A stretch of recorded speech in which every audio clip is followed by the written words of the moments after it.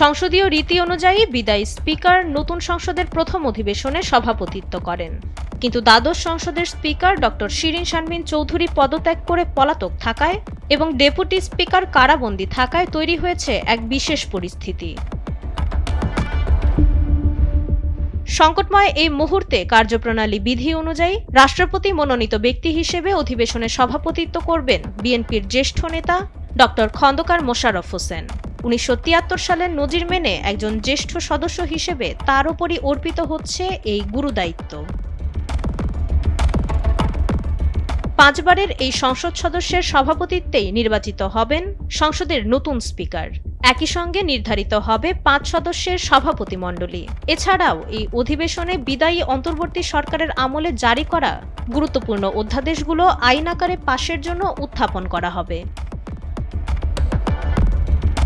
১৯৪৬ সালে কুমিল্লায় জন্মগ্রহণ করা বীর মুক্তিযোদ্ধা ডক্টর মোশাররফ হোসেন ঢাকা বিশ্ববিদ্যালয়ের ভূতত্ত্ব বিভাগের সাবেক অধ্যাপক ও চেয়ারম্যান। ১৯৭৯ সালে রাজনীতিতে যুক্ত হওয়া এই ভূবিজ্ঞানী এ পর্যন্ত ৫ বার সংসদ সদস্য নির্বাচিত হয়েছেন। ৩ মেয়াদে তিনি সফলভাবে সামলেছেন বিদ্যুৎ, স্বরাষ্ট্র এবং স্বাস্থ্য মন্ত্রণালয়ের দায়িত্ব।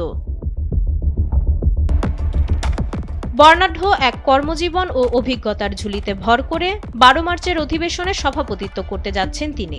সংসদীয় গণতন্ত্রের এক নতুন অধ্যায়ের সূচনা তার হাত ধরেই হতে যাচ্ছে বলে মনে করছেন বিশ্লেষকরা। মাইশা মালিহা, সময়ের আলো।